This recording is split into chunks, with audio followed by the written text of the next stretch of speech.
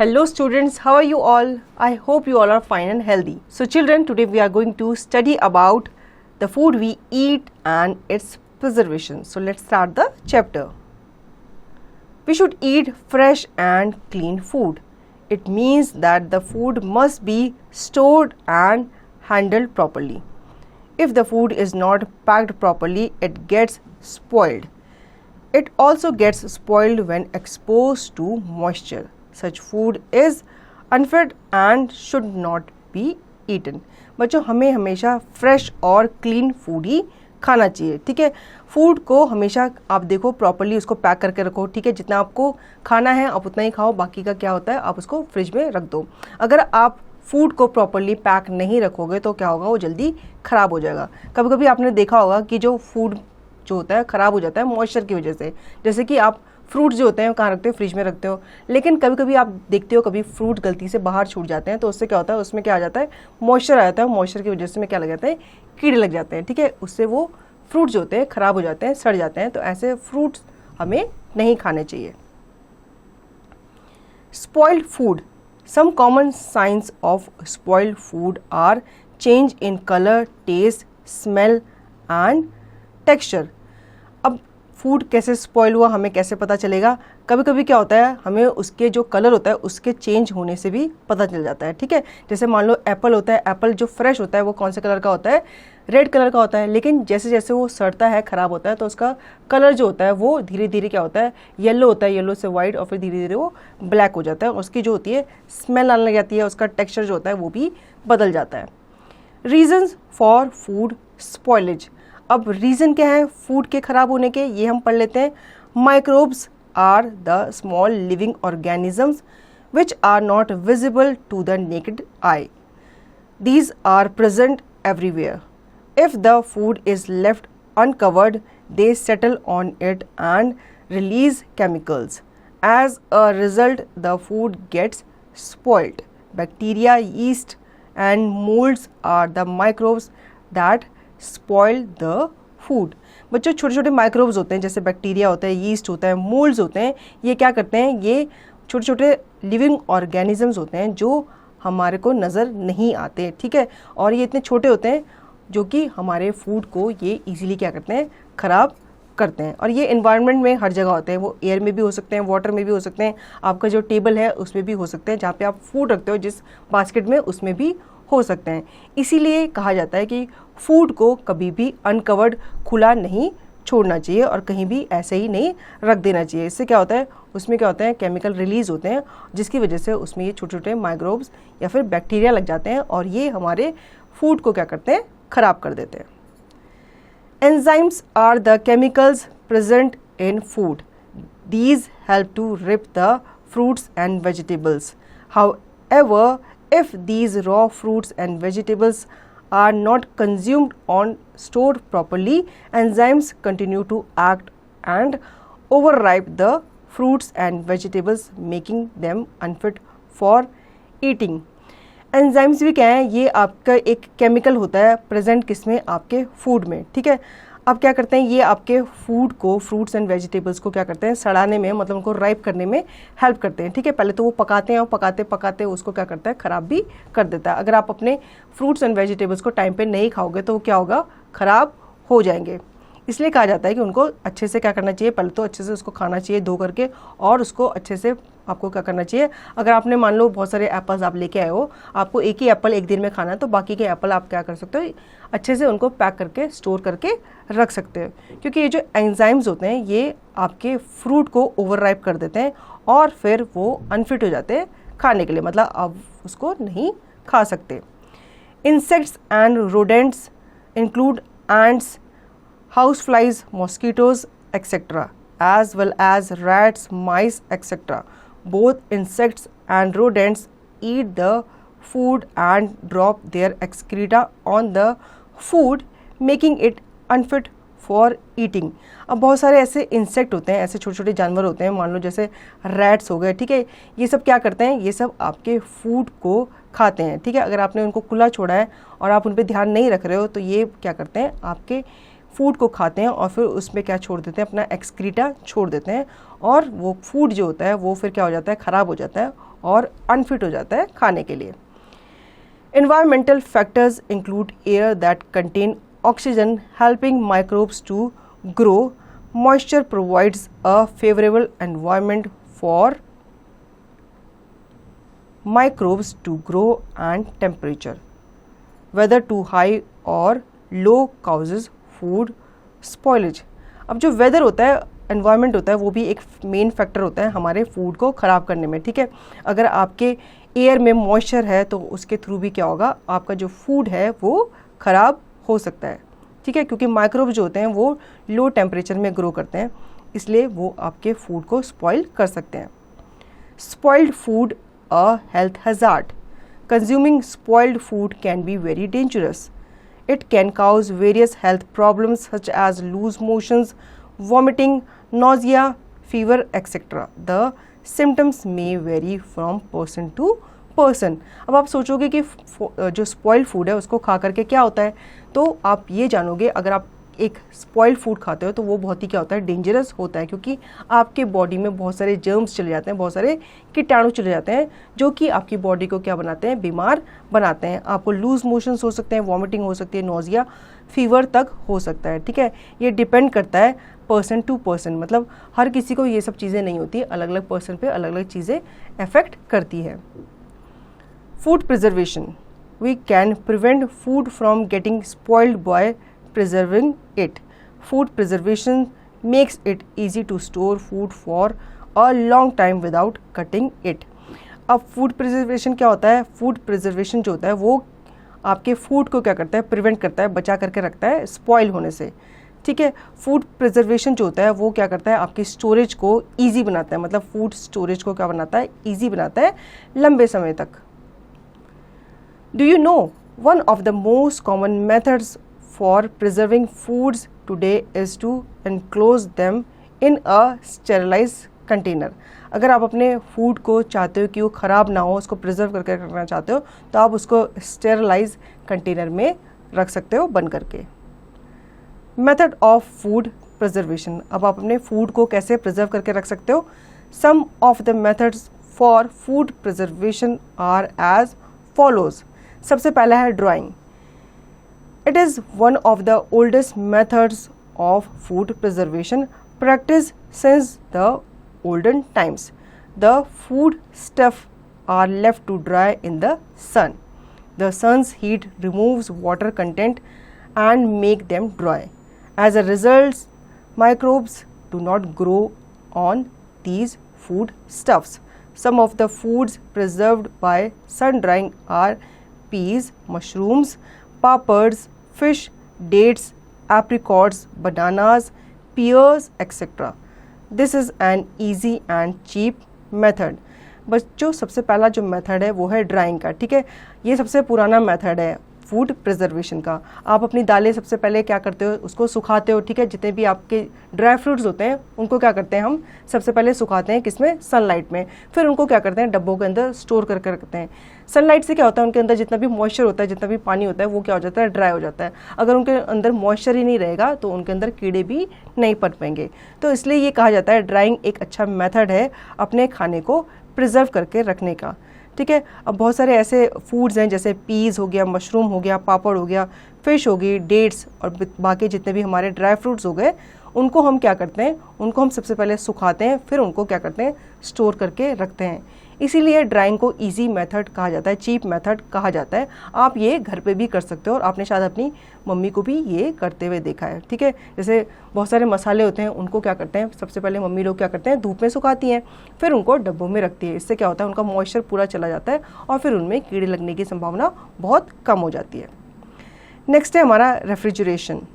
This is a method of keeping food stuffs at a very low temperature. This slow down the growth of microbes.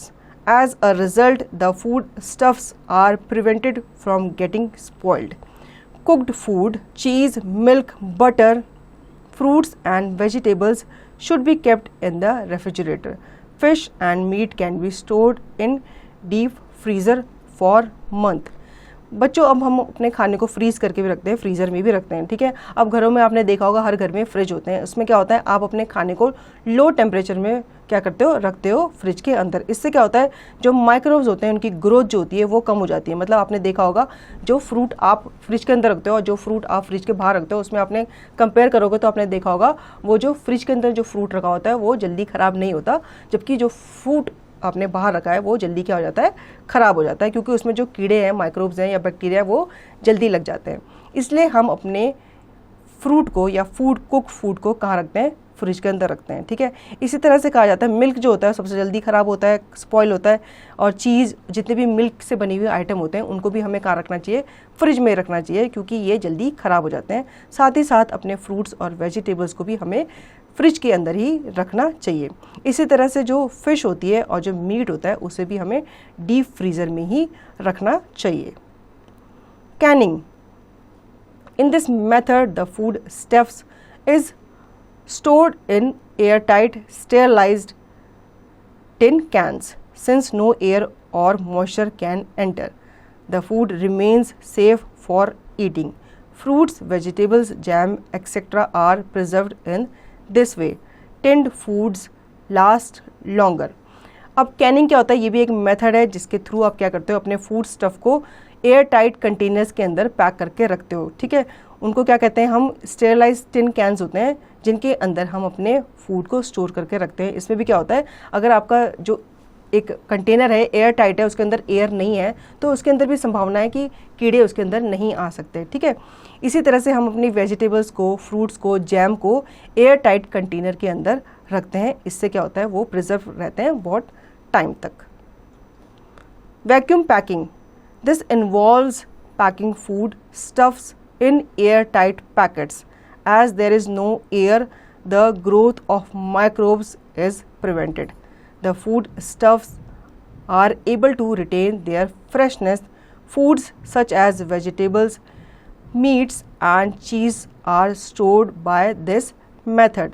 बच्चों vacuum packing जो है उसमें सब तरह के fruits आप नहीं रख सकते, सब तरह के फूड आइटम आप नहीं रख सकते। जैसे कि आपकी वेजिटेबल्स है, मीट है, चीज़ है, इस तरह का फूड आइटम आप वैक्यूम पैकिंग के अंदर रख सकते हो। इससे क्या होता है, वैक्यूम पैकिंग के अंदर आपकी हवा जो होती है उसके अंदर एंटर नहीं करती, उसमें से पूरा वैक्यूम जो होता है वो हवा जो होती है वो खींच ली जाती है और उनको पैकेट के अंदर स्टोर करके रखा जाता है। अगर आप ऐसे करके रखते हो तो उसके अंदर क्या होता है, माइक्रोब्स के जाने के चांसेस बहुत ही कम होते हैं और आपका फूड जो है वो क्या रहता है, फ्रेश रहता है। अब हम बात करेंगे बॉइलिंग की। It is a common method practiced at home. Liquids like milk and water are boiled at a very high temperature. It kills the microbes present in them. The milk and water become safe for drinking. ठीक है बच्चों, boiling भी एक method है, लेकिन liquids को ही हम क्या कर सकते हैं, बॉईल कर सकते हैं। लिक्विड जैसे मिल्क होता है, वाटर होता है, इनको हम हाई टेम्परेचर पे क्या करते हैं, बॉईल करते हैं, जिससे इनके अंदर के जो बैक्टीरिया होते हैं वो मर जाते हैं और ये सेफ होते हैं पीने के लिए। Pasteurization, it is a method developed by the French scientist Louis Pasteur for preserving milk. It is normally used in dairies. The milk is first heated to a very high temperature and then immediately cooled. The microbes are unable to bear the sudden change in temperature and they die. बच्चों pasteurisation जो होता है वो एक French scientist है Louis Pasteur, उनके through ये develop किया गया था। इससे क्या होता है, हम अपने मिल्क को प्रिजर्व करके रखते हैं और ये नॉर्मली डेयरीज़ द्वारा ही यूज़ किया जाता है। हम इसे घर में नहीं कर सकते हैं क्योंकि डेयरी वाले क्या करते हैं, वो मिल्क को हाई हीट टेम्परेचर पे पकाते हैं और फिर उसको इमीडिएटली क्या करते हैं, कूल डाउन करते हैं। इससे क्या होता है, माइक्रोब्स जो होते हैं वो उसके अंदर पनपते नहीं हैं और अगर होते भी हैं तो वो सडन चेंज ऑफ टेम्परेचर से क्या हो जाते हैं, मर जाते हैं। Adding preservatives, preservatives are chemicals added to foods to make them last longer. The preservatives are of two types. अब preservatives क्या होते हैं, वो आपके दो तरह के केमिकल्स होते हैं जो आप क्या करते हो, फूड में मिलाते हो और वो आपके फूड को बहुत लंबे समय तक क्या करते हैं, चलाते हैं। अब ये दो तरह के होते हैं, कौन कौन से? Natural preservatives include substance like lemon, salt, spices, sugar and oil. Fruits and vegetables are pickled and preserved with salt, sugar and vinegar. Preservatives are also added to soft drinks and sauces.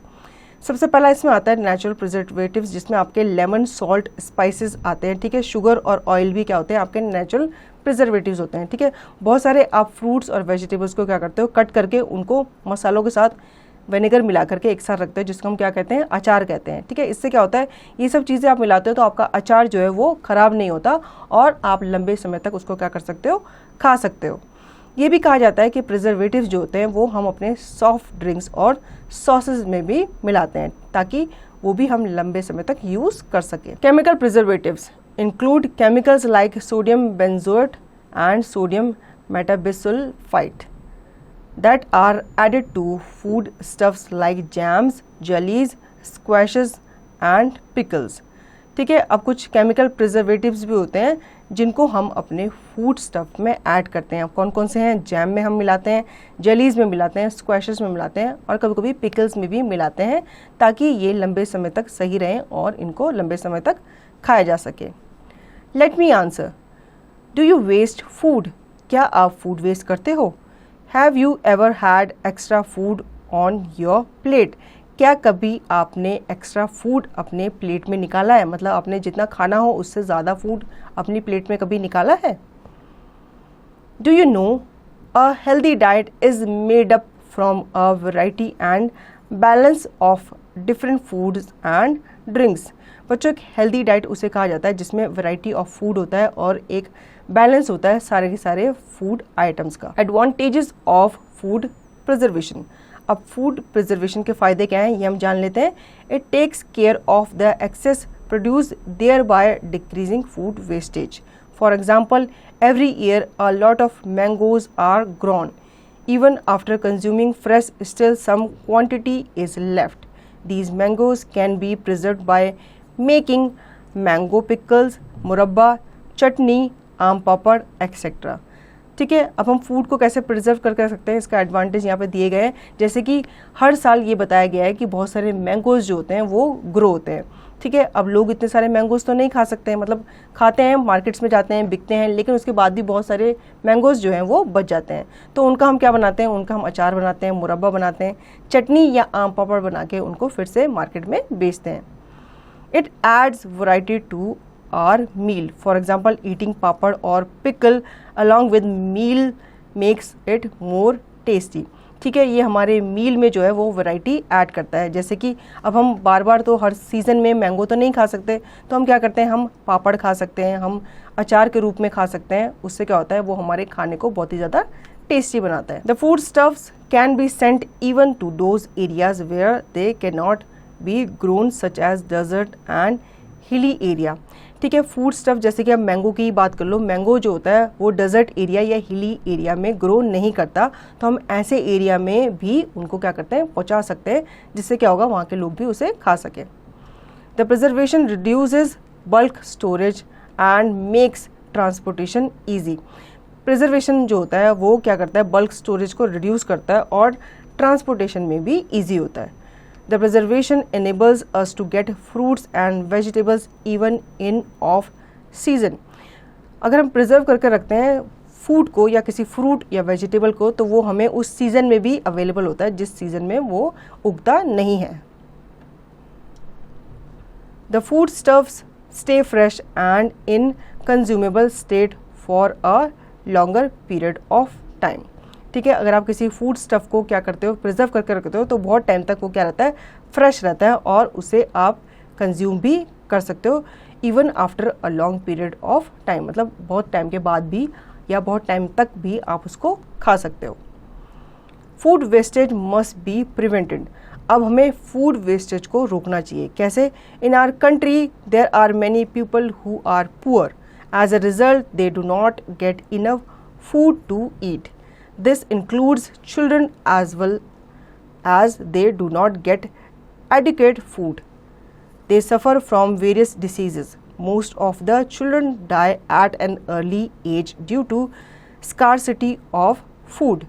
Hence, it is very important for us to use food judiciously and never waste it. Some of the simple ways to prevent food wastage. बच्चों, wastage of food को prevent करने के जो कुछ यहाँ पे steps दिए गए हैं वो हम बाद में पढ़ेंगे। सबसे पहले हम ये पता लगाते हैं कि भाई फूड वेस्टेज होती कैसे है। हमारी कंट्री में बहुत सारे लोग ऐसे हैं जो क्या हैं, बहुत ही ज़्यादा गरीब है, उन्हें 3 टाइम का खाना भी नहीं नसीब हो पाता। लेकिन कुछ लोग ऐसे हैं, मतलब बहुत रिच लोग जो होते हैं वो क्या करते हैं, वो ज़्यादा क्वांटिटी में खाना खाते हैं और फिर उससे क्या होता है, अब उनके प्लेट में जितना खाना बच जाता है उसे वो क्या करते हैं, फेंक देते हैं, क्योंकि वो ये सोचते हैं कि भाई इस खाने को अब हम दोबारा तो नहीं खाएंगे, तो वो क्या करते हैं, उस फूड को फेंक देते हैं। इससे क्या होता है कि फूड वेस्टेज बहुत ज़्यादा होती है। लेकिन बहुत सारे लोग ऐसे भी होते हैं जिन्हें खाना नहीं मिलता, उससे क्या होता है, उन्हें बहुत सारी बीमारियां होती हैं। ठीक है, बहुत सारे बच्चे ऐसे होते हैं जो ज़्यादा खाना या उनको एक एडिक्वेट डाइट ना मिले तो उससे उनको क्या होती है, बहुत सारी बीमारियां होती हैं। इसलिए ये इम्पॉर्टेंट है कि हमें फूड को क्या करना चाहिए, जुडिशली उसको खाना चाहिए, मतलब उतना ही आपको प्लेट में लेना चाहिए जितना कि आपको उसकी ज़रूरत है। अगर आपको और चाहिए तो आप और अपनी प्लेट में निकाल सकते हो। अब शादियों पार्टियों में क्या होता है, बहुत सारा खाना लोग ले लेते हैं, अब उनका मन नहीं करता तो वो क्या करते हैं, उस खाने को फेंक देते हैं। तो ये चीज़ें हमें रोकनी चाहिए। अब कुछ स्टेप्स यहाँ पर दिए गए हैं कि हमें फूड को कैसे प्रिवेंट करना चाहिए। Do not take extra food in your plate, take only as much as you can eat. ठीक है, आपको अपनी प्लेट में एक्स्ट्रा फूड नहीं निकालना चाहिए, उतना ही निकालना चाहिए जितना आप खा सको। Store the uncooked serials pulses in clean dry air tight containers. हमें जितनी भी दालें होती हैं, अनाज होता है, उन्हें खुला नहीं छोड़ना चाहिए, उन्हें एयर टाइट कंटेनर्स में ही रखना चाहिए। Fruits and vegetables must be stored in refrigerator. बच्चों, आपको पता है फ्रूट्स और वेजिटेबल्स जो होते हैं वो जल्दी ख़राब हो जाते हैं, उनको क्या करना चाहिए, उनको हमें रेफ्रिजरेटर में रखना चाहिए। Cook only as much food as required, if there is any left over food store it in the refrigerator. पहले तो हमें उतना खाना बनाना चाहिए जितने की हमें रिक्वायरमेंट है। ठीक है, मान लो 4 लोग हैं, आपको 4 लोग के हिसाब से ही खाना बनाना चाहिए। फिर भी अगर आपका खाना बच जाता है तो आपको उसको फ्रिज में रखना चाहिए ताकि आप उसको बाद में दोबारा से खा सको। Shortage of food. बच्चों, अब फूड की कमी कैसे होती है ये हम जानेंगे। Shortage of food can occur due to natural calamities like drought when crops do not grow due to no rainfall, और flood when crops get damage due to excessive rainfall. Tsunami and earthquakes also cause damage to crops and result in food shortage. Man is also responsible for shortage of food.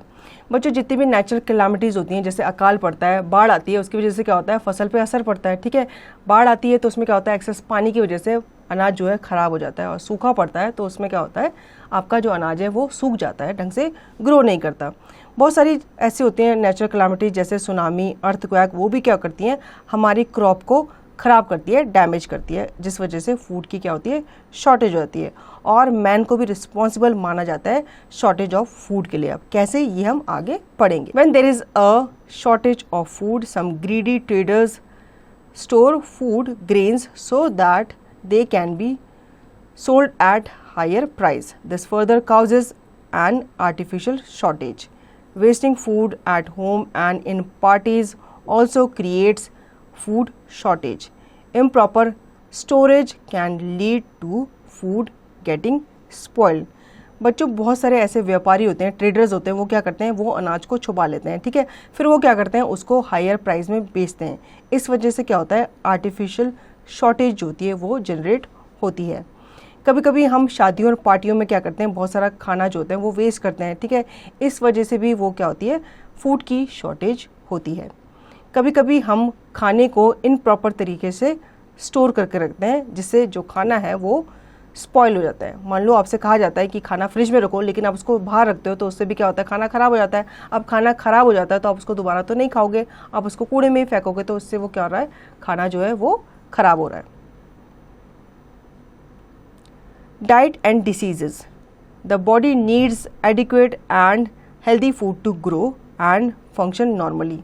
A diet that contains all the nutrients in proper amounts as needed by our body is called a balanced diet. This diet varies according to age, gender, and type of work. This diet enables us to stay healthy and free from diseases.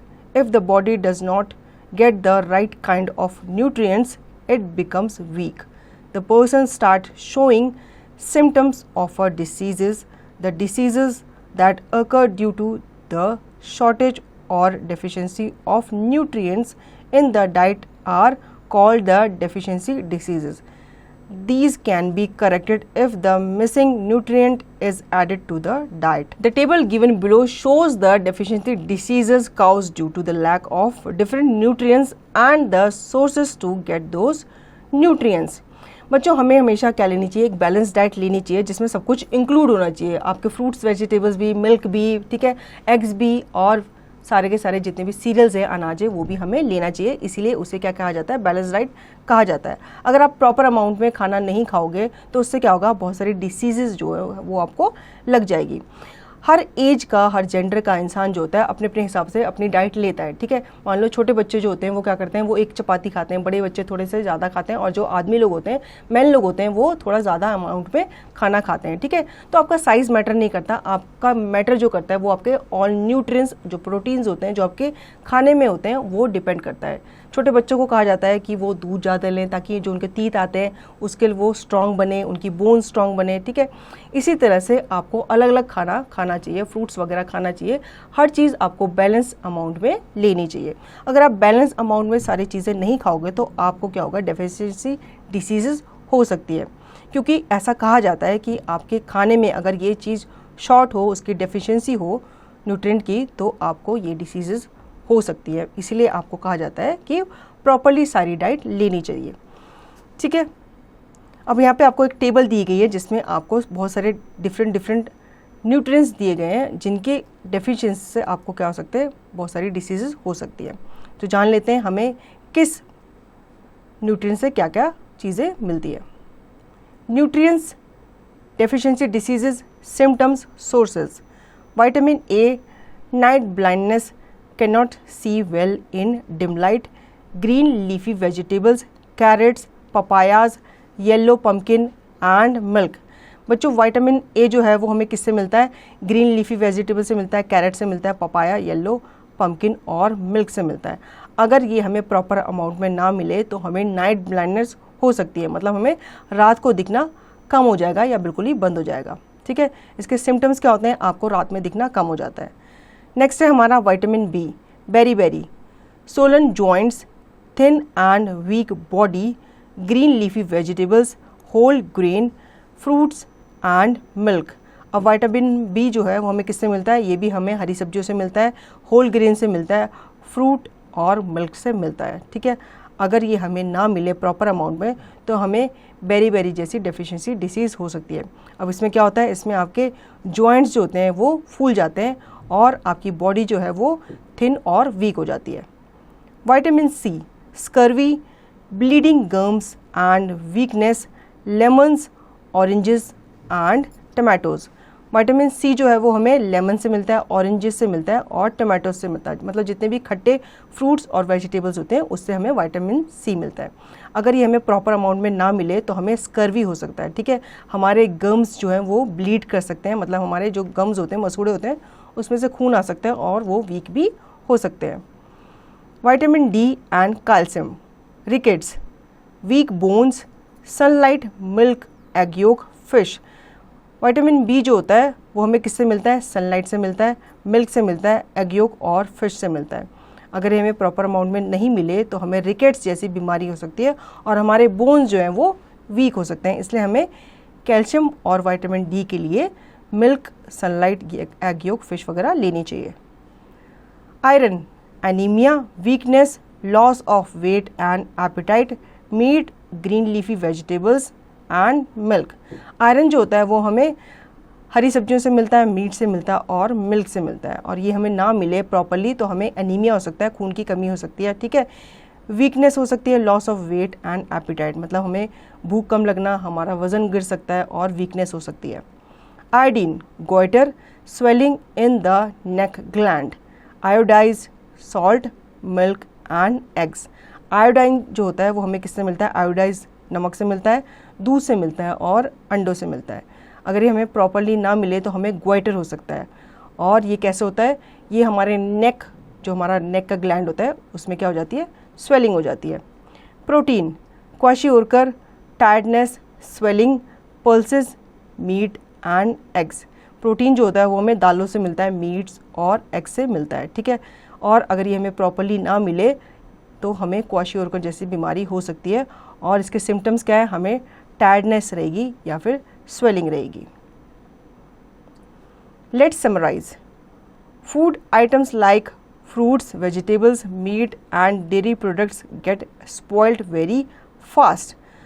अब fruits and vegetables के लिए कहा जाता है कि ये जल्दी ही क्या हो जाते हैं, स्पॉइल हो जाते हैं, ठीक है। मीट और डेयरी प्रोडक्ट भी क्या हो जाते हैं, जल्दी स्पॉइल हो जाते हैं। They are called perishable food, इसलिए इन्हें क्या कहा जाता है, पेरिसेबल फूड कहा जाता है। Refrigeration is a method of keeping food stuffs at very low temperature. Fridge में आप क्या रखते हो, अपना सारा फूड स्टफ़ रखते हो, ठीक है। इससे क्या होता है, आपका फूड जो है वो लो टेम्परेचर में रखा जाता है, जिससे कि उसमें कीटाणु नहीं लगते, जर्म्स नहीं लगते। Shortage of food can occur due to natural calamities like drought और फ्लड। जो शॉर्टेज ऑफ फूड है वो कैसे होती है, जितनी भी आपकी नेचुरल कैलामिटीज़ होती हैं उसके वजह से वो होता है, जैसे कि अकाल पड़ना या फिर बाढ़ का आना। We can prevent food from getting spoiled by preserving it. हम फूड को प्रिजर्व करके रख सकते हैं, जिससे क्या होगा, फूड जो होगा वो स्पॉइल होने से बचेगा। तो बच्चों, आई होप आपको फूड के ऊपर ये चैप्टर अच्छे से समझ आया होगा। अब इसकी दी गई एक्सरसाइज की प्रैक्टिस आपको खुद से करनी है।